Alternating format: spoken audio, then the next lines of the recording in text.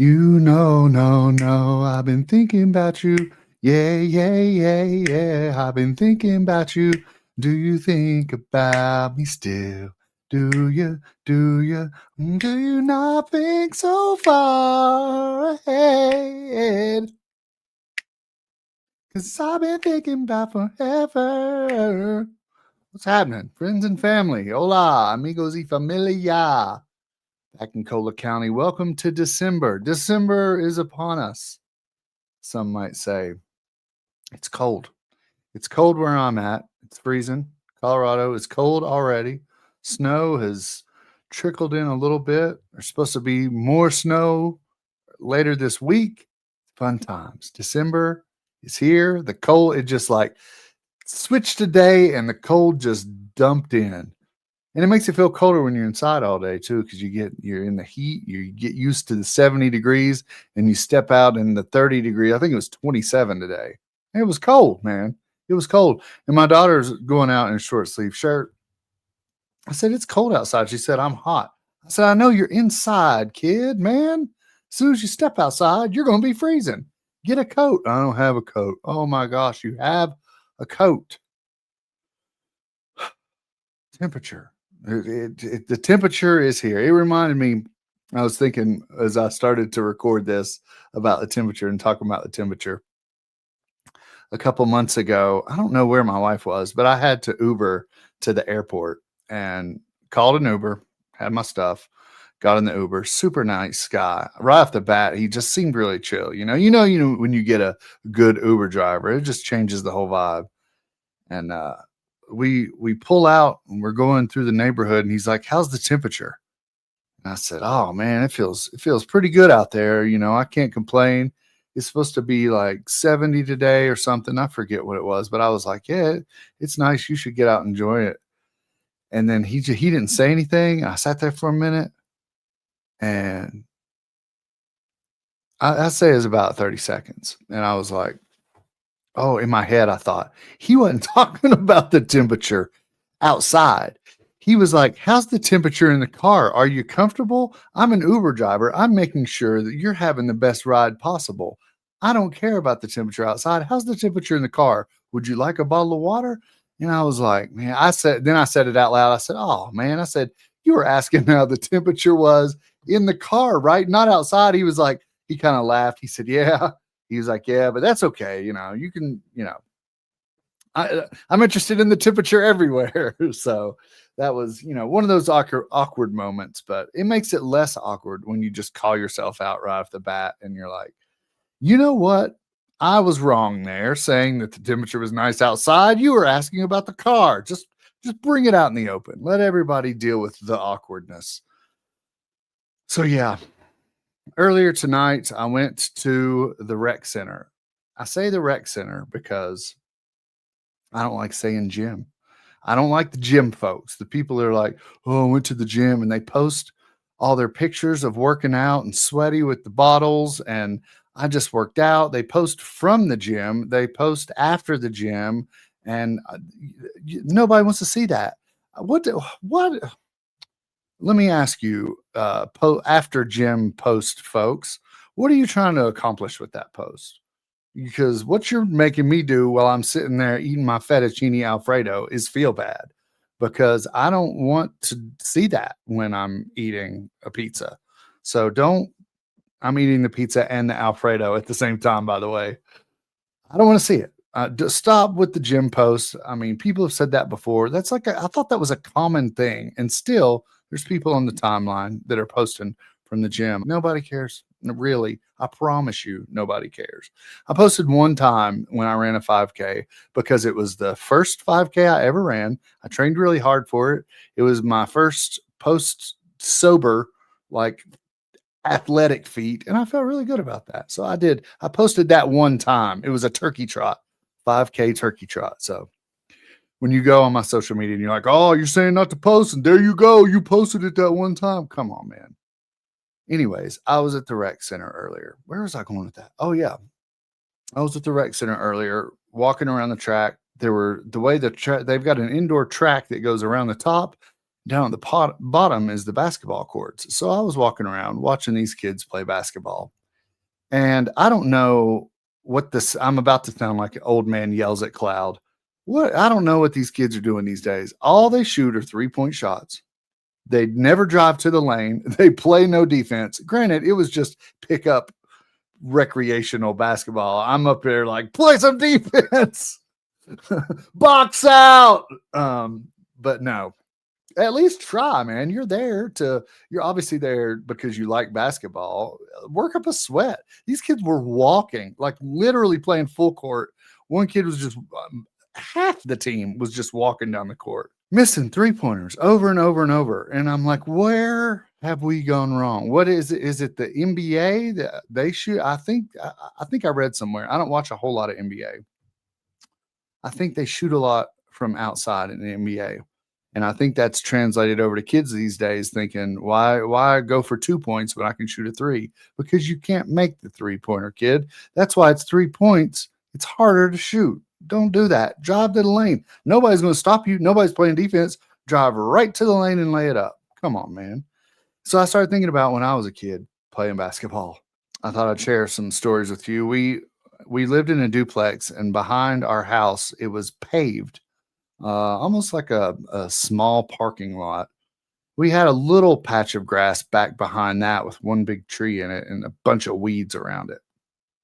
But the main play area was like a paved, it was larger than a full size basketball. Well, no, I don't know. It was probably about the size of a full court basketball court. But that's where we played our games. It was kind of nice, but we didn't have a basketball goal, and there was a pole that ran along the back of the house that had like electrical wires in it or phone wires or something. It was probably about a, I don't know, 2-inch metal pole that ran along the back of the house. I'd say about 7 feet in the up off the ground, maybe 8 feet. And we'd throw the basketball and hit the pole. And there was only a section of the pole that you could hit to score the points. So we called it pole ball. Invented a game. How about that? So we'd throw the ball and hit the pole and get points. That's how we played. Eventually, we scrounged up a basketball rim, attached it to a piece of plywood, and put it on a like a 4x4 post in that one patch of grass to where we could dribble on the concrete and shoot on the goal. If we missed, it'd go into the grass, which was nice. That goal didn't last long. I don't think it was high enough, or we stacked up things to where we could jump off cinder blocks and dunk, and that rim did not last long. My brother played a whole lot on that rim. I just wanted to dunk and play defense. See, playing defense, that's what it's all about. But after school, while my mom worked, we'd go over to my friend Carl's house. Shout out to Carl and Neil Fireoven, the goats. They lived in a very nice house, and their neighbors behind theirs had a barn that had a full court indoor basketball court in it. Wooden floors. The backboards were wooden, but I mean, it had lights. This place was nice, and they just let us use it when it would rain outside or the weather was bad, so we'd have some place to play. If the weather was nice, we'd be outside playing. That court was sweet. We played a ton on that. Apparently the weather was bad often, but yeah, love that. That's a core memory in my head, playing basketball in the barn. I think there's a lot of kids out there around that area that have that same core memory, but those were good times. I never played in school. I never played, not professionally, but like on an organized team. I never played basketball that way. I did play intramurals in high school. I played one game. I played several games, but I played one game, and I took a bunch of NoDoz. I don't know. It's a bunch of like caffeine pills to make you not go to sleep because I wanted to have all the energy. So I took a bunch of NoDoz, and I was running around the court. I went up, grabbed a rebound, came down and landed on my foot wrong and broke a bone on the top of my foot. Snapped it. And I didn't play any more basketball intramurally after that. I played a few pickup games here and there around the block, but that was about the extent of that. But regardless of where or how I played hard. I played defense. Defense was my thing. Defense and passing. Loved it. Play defense, kids. It makes a big difference. But I was thinking about that, and I thought, as I'm walking around at the rec center, what other organized sports did I play? And I'm like, well, I did have this story I wanted to tell about playing soccer. I played soccer for the just a city team. It wasn't for a specific school. So there were kids on our team from other elementary schools. You sign up for soccer, they grab a bunch of kids, put them on random teams, and you play. I've worn glasses since second grade, which is I blame that for my lack of playing time in organized sports. And we were playing at Sugar Hollow Park in Bristol. I think it's in Bristol, Virginia. I don't know. I haven't been there since I was a kid. There's a park called Sugar Hollow Park somewhere there in Northeast Tennessee, Southwest Virginia. And it started raining hard, and I didn't really I ran around and kicked the ball when I could. I kind of stayed away from the ball. I was not a good soccer player. I was pretty decent at basketball. I couldn't shoot, but I was good at defense, could pass. I was not good at soccer. I just didn't I could run, but I couldn't really I don't know if I was scared of the ball or what. I don't really remember much action in soccer, except for this one day. It started pouring raining, and I don't know why, but the coach decided to put me in at goalie. I can't see because the rain is has drenched my glass. It's raining so hard I can't see. I had to take my glasses off because glasses in the rain. For those of you who aren't fortunate enough to wear glasses, it's hard. It's hard. Glasses and rain do not go well together. So I took my glasses off, and there I am playing goalie blind. Not only was it raining to where I couldn't see, but I had my glasses off, so I really couldn't see. Luckily, the other team only got close enough to kick a goal one time, and they missed. I mean, I was just standing there. It was a free kick, basically. They missed. Thank goodness. Never played goalie again. I'm not sure I ever played soccer again either.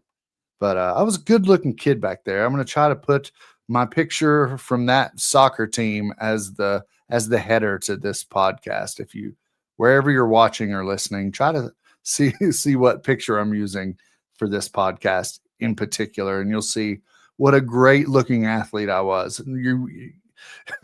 You'll just ask yourself, why wasn't this kid the star player? Look at his picture. He's obviously a stud. I never played baseball. I played t-ball for a minute, and here's why I don't think I played baseball. I could kind of switch hit. My uncle was really big into baseball, and when I was little, he kept trying to get me to switch hit, and it worked. I can kind of hit both ways. But I've got timing. I swing when the ball gets there. So no matter the speed of the ball, I have the timing. But I'm not good at knowing where the ball is. Even though I have my eye on the ball and can time the speed, it's the location of the ball that I'll whiff on. So never really good at baseball. But I did play t-ball when I was in elementary school again, and I was pretty good at that. I was one of the older kids, so I'm 2.5 years older than my brother, and I played on his team. So I was like the big kid on the team. I was the big bambino in t-ball. So t-ball, basically, they just put the ball on a stick and you hit it with your bat, and it's basically a free hit. But buddy, I was cranking it because I was the big kid, so I was cranking it in t-ball. It's my only experience with baseball. Yeah. Now, football, I will have to admit, I consider myself a backyard football goat. I can run fast. I could catch anything. I've got a pretty good arm. I'm a pretty good quarterback, great wide receiver. I can juke. Backyard football, I would like to say, and there are maybe people listening to this that disagree with me, but I think I was the best in the neighborhood. Disagree if you want, but yeah, I'm going to put that out there. Now, once I put pads on, that's where the issue came in because my pads hit my helmet and I couldn't really move. My pads constricted my motion. So I blame it on the pads, is why I'm not in the NFL right now. And now in the NFL, they hardly even wear pads. They don't wear cups. They don't wear. Back in the day, we had like legitimate huge pads. We played tackle in third grade. I played organized football from third grade to eighth grade. Played is a loose term. I was on the team. From third grade to eighth grade, I probably only played a handful of plays. I'd like to blame it on the pads, and I also wore glasses under my helmet. Now, if I was a coach of a Pee Wee League football team and some little scrawny kid came up wearing glasses under his helmet, I'm not sure I would feel so bad for that kid. Bless his little heart. I would love to get him involved on the team somehow, as far as maybe some kind of spirit leader or water boy or equipment kid. I would not put that kid in the game. So I don't blame the coaches at all. No, not at all. I shouldn't have been playing. I couldn't run with pads on anyways. But regardless, had glasses on, played a handful of plays, played through third through eighth, and in middle school there in junior high, I played the fifth quarter. So there's 4 quarters in football. I got to play the fifth quarter. That did not matter. The game was over. All the people who played in the game were already in the locker room, but the kids who didn't get to play in the game got to play in the fifth quarter. I need a shirt that says that. I participated in the fifth quarter, but good times, not really. Once I hit high school, I was like, I'm not even gonna. Eighth grade, I was out. So yeah, I think that was my sporting stories. I wanted to talk about. I found some trophies here. So the year that I got rained out in soccer, I got this trophy. This is it says Bristol Soccer Association, Fall 1990. So there you have it. That's one of, let's say, 4 trophies I've ever received. Also, I have this from the 1988 football season. Avoca B team, undefeated champs. I'm going to hang my hat on that. We were undefeated. I didn't play. Avoca B team, undefeated champs, Kevin Alexander. Now, I think the B team was like third and fourth grade. The A team was fifth and sixth. So don't think that I was on the B team. I still didn't play. But I have the trophy, 1988. Check that bad boy out. Still have it. It is busted there on the side. So for those listening, check out the video. I'm posting this video on Spotify and YouTube. But yeah, or not, don't check out the video. It's just a cheap trophy. So there you have it. Those are the 2 trophies I got. Also in 6th grade, I found this. I still have. This is it says Kevin Alexander. It's Drug Abuse Resistance Education, a DARE trophy. So this is the program that they taught us in 6th grade to say no to drugs. Especially Ronald Reagan had a big push in the 80s, 90s. It was still a thing. I'm not sure that that's really around anymore, but we obviously don't tell kids to do drugs, but it's not much of a push to say no to drugs. Back then, huge push. I had the t-shirt, took the class, dare to resist drugs. Unfortunately, it did not work. I passed the class. I got a trophy saying I passed the class, but I did not resist the drugs. What else? I then got my first job. I worked at Wendy's Hamburgers. You know Wendy's. Worked at Wendy's and got Employee of the Month. I think I worked there 2 years. I think I got Employee of the Month once.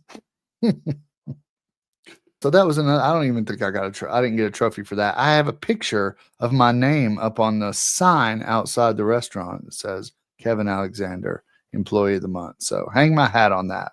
I worked for a company called Junk Be Gone that they really liked me. The boss there really liked me. He gave me much privileges. I never got a trophy other than the stuff that I found. It was a junk removal company. So I'd go drop off dumpsters at people's houses. They'd fill them up with their junk. I'd pick it up when they were done, take it, dump it out. Sometimes, if the dumpster looked good, I'd look through it after I dumped it out and find some valuable items. So those were my trophies from that job. Then moved to Colorado and got a job working as a sales rep for Milwaukee Tools. And man, they did not like me. And I'm not sure why. I think because I was very outspoken, flamboyant, and older. They like young kids to come in there, fresh out of college, have them work for a year or two, and then transfer them and just move them all around the country. I was an older guy who was not going to, I had a family. I was not going to transfer or move. And I'm like, this is where I'm staying.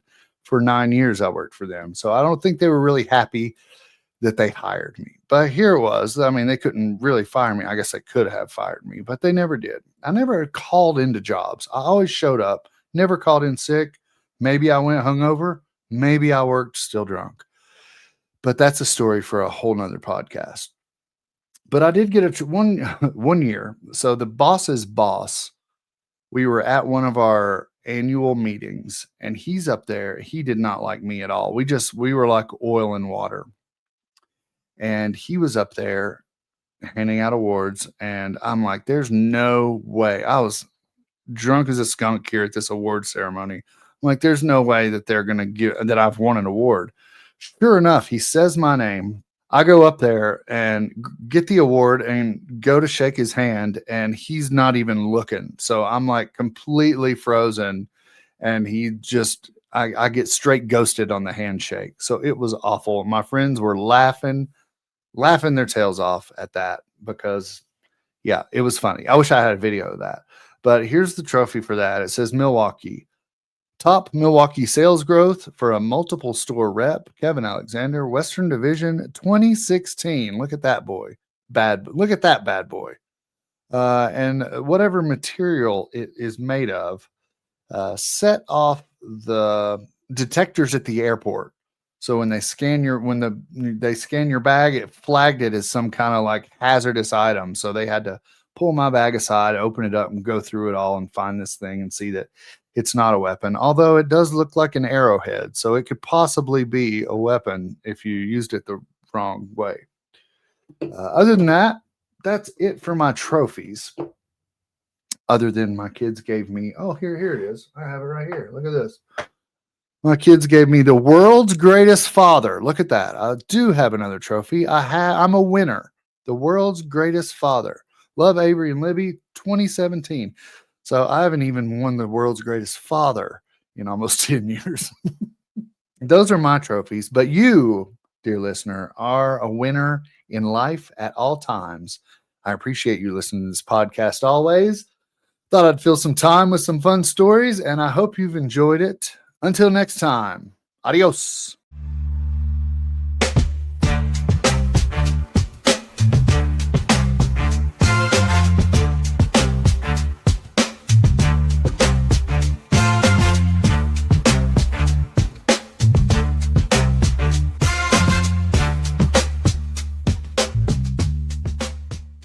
Thank you, Bob Cousy.